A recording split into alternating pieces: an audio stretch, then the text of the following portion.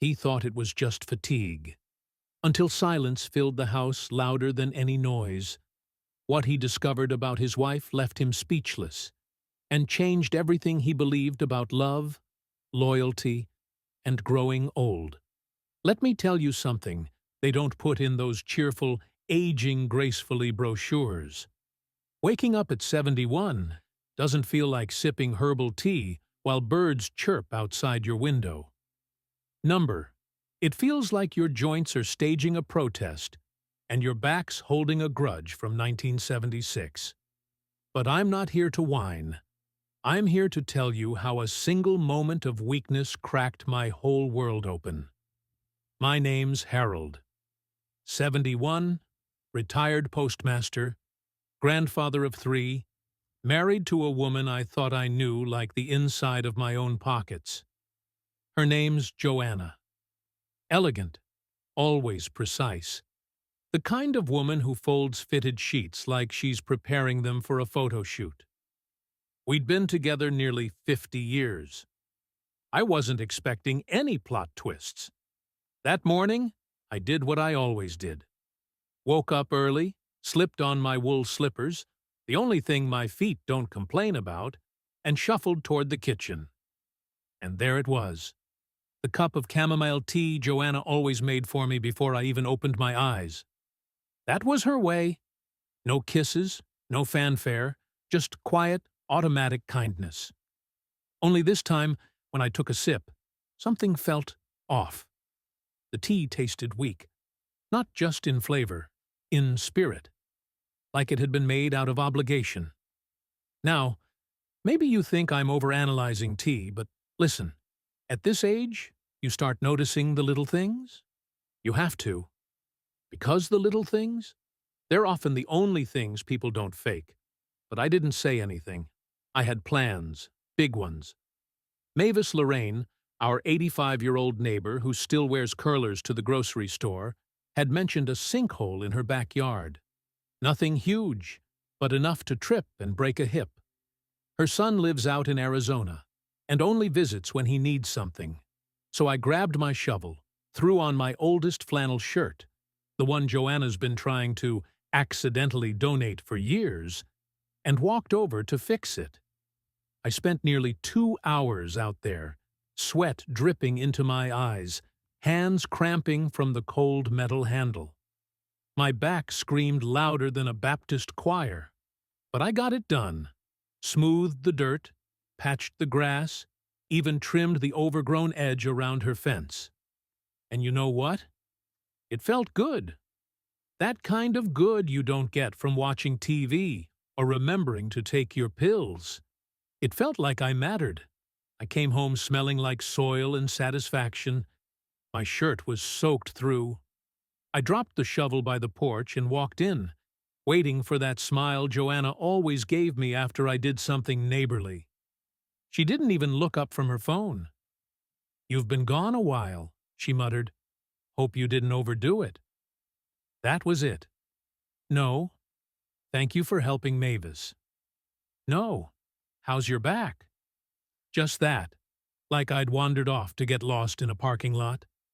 I laughed. Not out loud.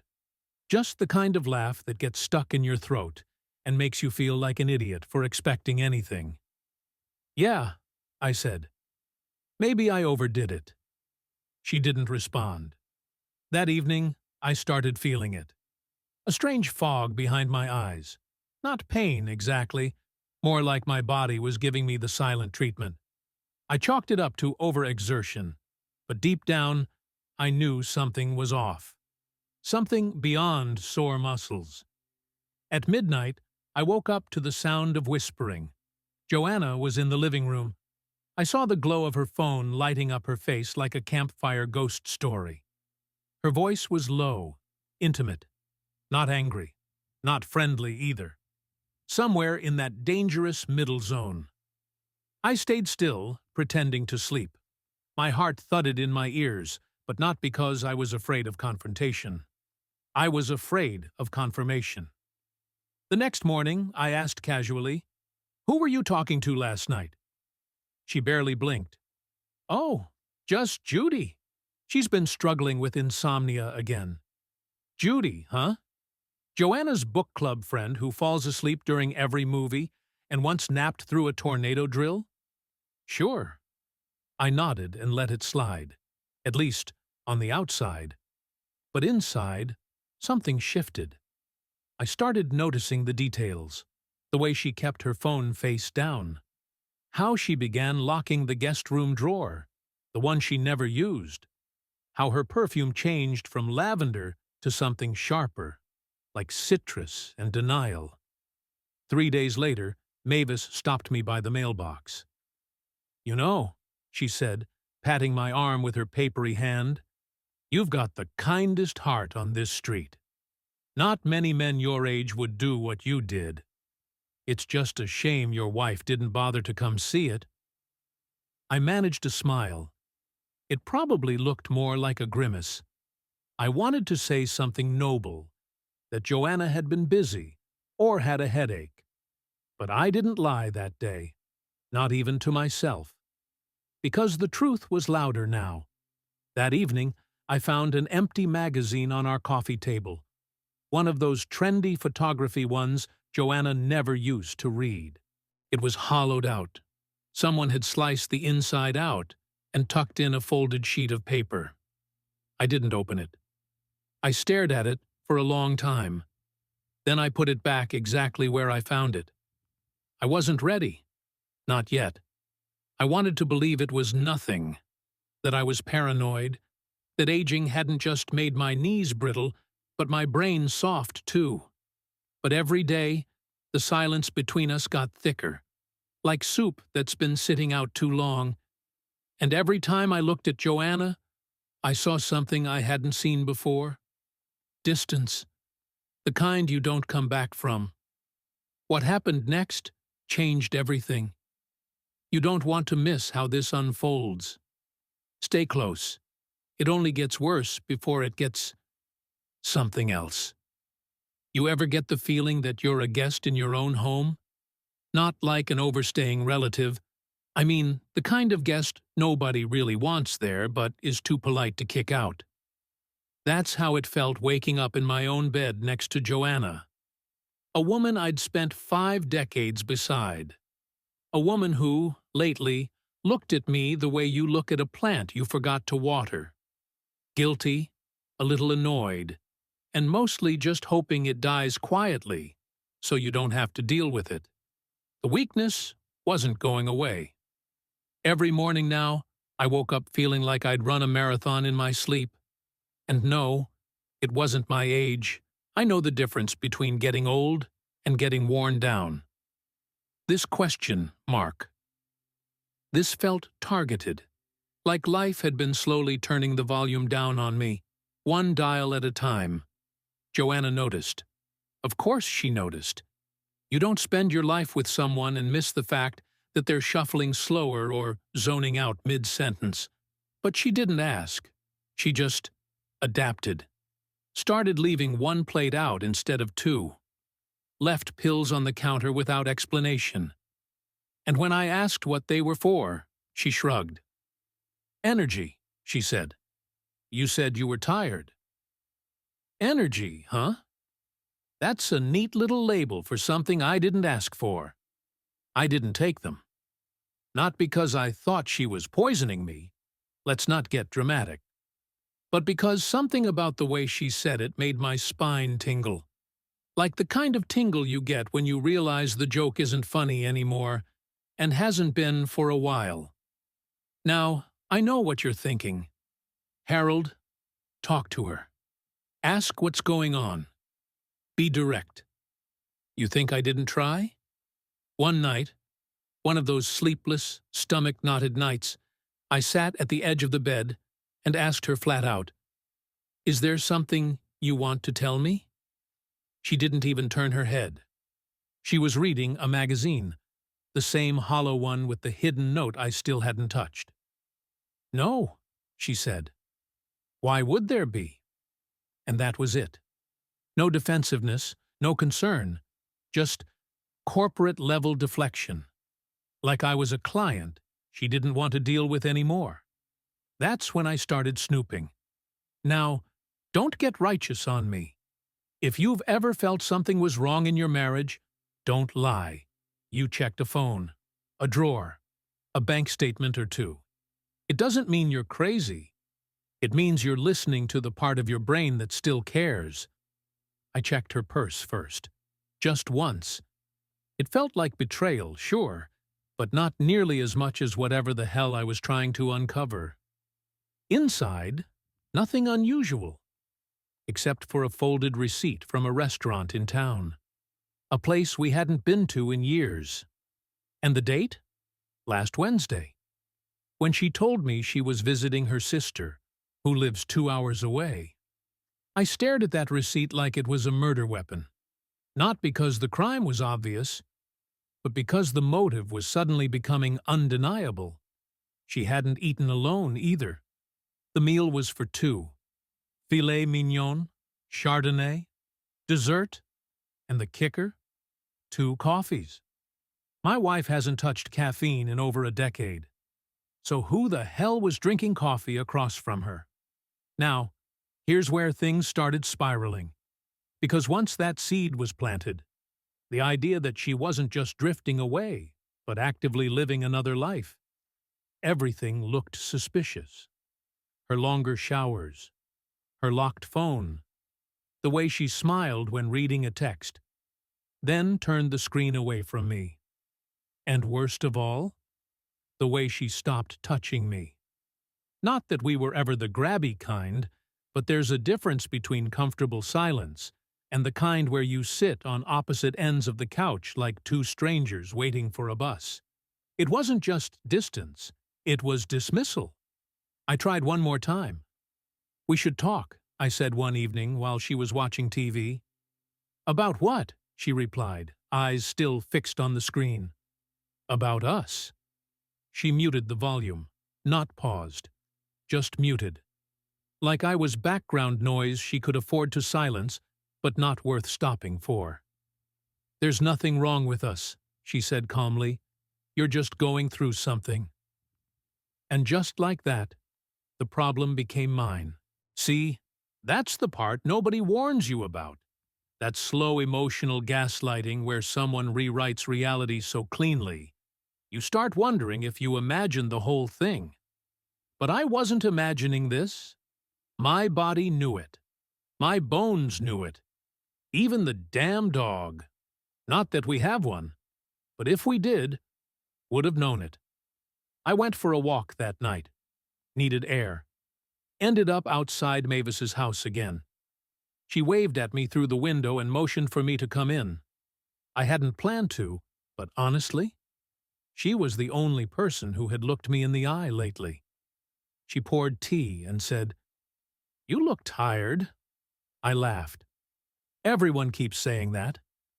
"That's because it's true," she said, then leaned in. "Can I ask you something personal?" "Shoot." "Is Joanna all right?" I froze. Not because of the question, but because of the way she asked it. Like she already knew the answer. "She seems distant lately," Mavis continued. "Like she's somewhere else. I saw her a few days ago, getting into someone's car. Not yours." That sentence hit like a brick through stained glass. She kept talking, but I only heard fragments. Someone's car. Not yours. Somewhere else. And right there, sitting in Mavis's old recliner, holding a lukewarm mug, I realized I wasn't crazy. I wasn't imagining it. I wasn't old and paranoid and bitter.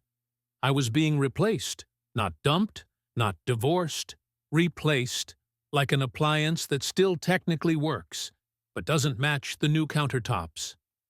I walked home in silence. Joanna was in bed already, lights off, curtains drawn. She didn't ask where I'd been, and for the first time in my life I realized I could disappear. Right now. And she'd still get up in the morning and make 1 cup of tea. But not for me. This is the turning point. Everything you've waited for, it's right here. Stick around to see how I finally stood up and turned this mess upside down. You don't want to miss what happens next. They say you only notice the silence when you've lived with noise your whole life. Well, our house had gone so quiet, I could hear the walls settle. That morning, Joanna didn't make tea. That might not sound like much, but for a man who'd lived half a century with a woman who brewed his mornings like clockwork, it was seismic. A ritual broken. A goodbye said without lips moving. I stared at the empty counter longer than I care to admit. And you know what really stung? Not the missing cup. Not the missing smile. It was that she didn't even bother with an excuse. No fake "I forgot." No "I ran out of bags." Just nothing. Like she'd finally stopped pretending. I made my own tea, burned my tongue, didn't care. That same day, I made a decision. I was done playing blind, deaf, and dumb. I wasn't some helpless old fool waiting for the end credits to roll. I'd carried a family on my back, fought through wars, emotional and otherwise, and built a life from scratch. And now? I was going to dig until I found the truth, even if it meant choking on it. So I went into the drawer. Yes, that drawer. The guest room one she'd started locking like it contained the nuclear codes. I'd never been one to snoop. I was raised on trust and Midwest politeness. But this wasn't about curiosity anymore.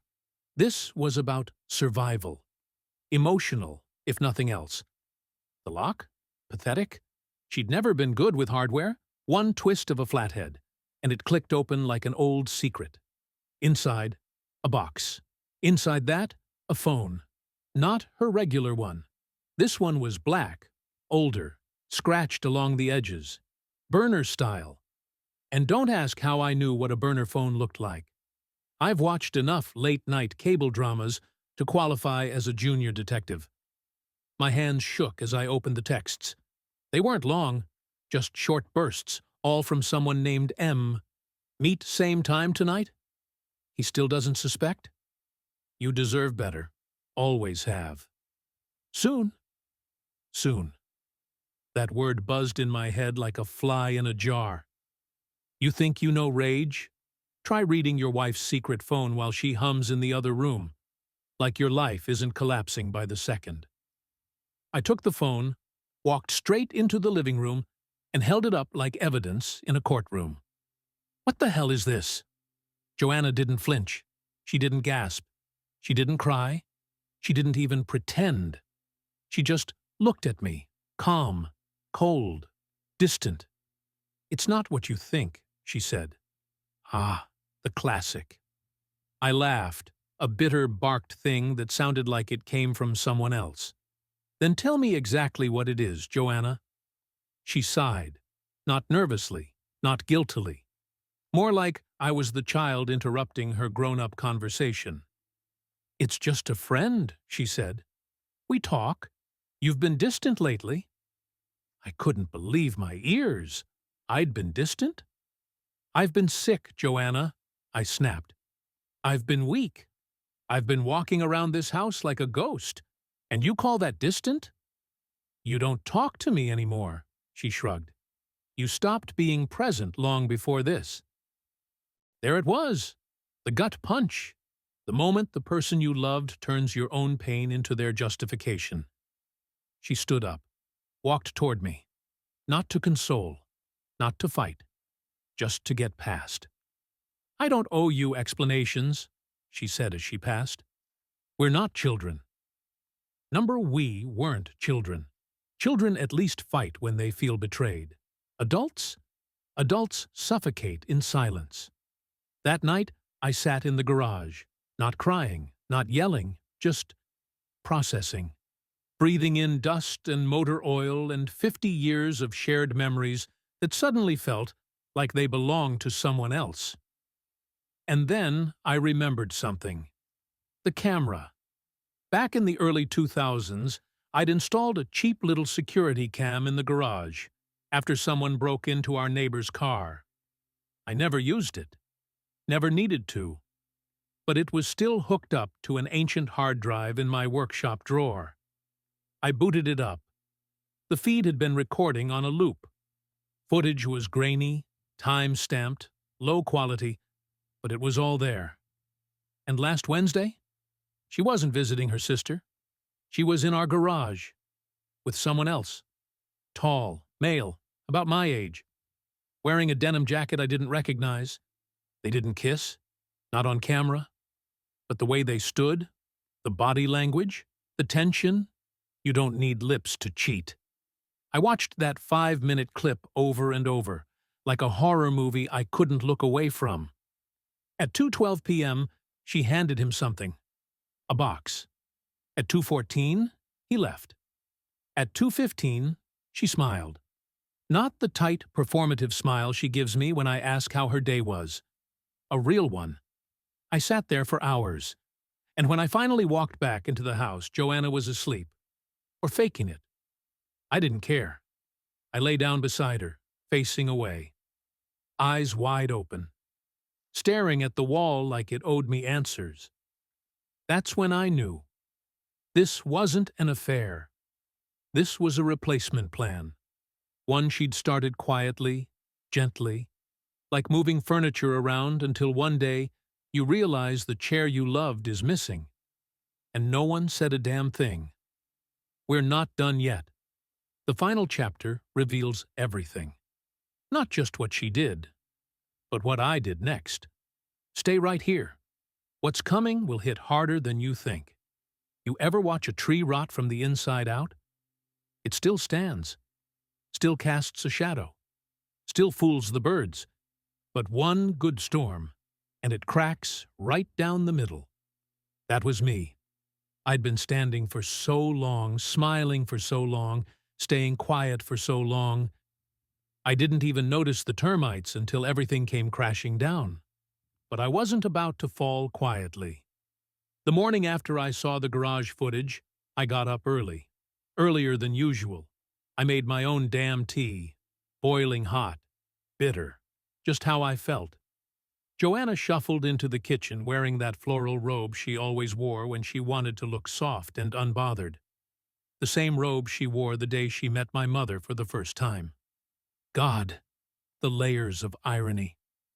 "Morning," she said. I looked her right in the eye. "Sit down." She blinked. That tiny twitch of surprise people get when they realize the chessboard just flipped. "I'm busy."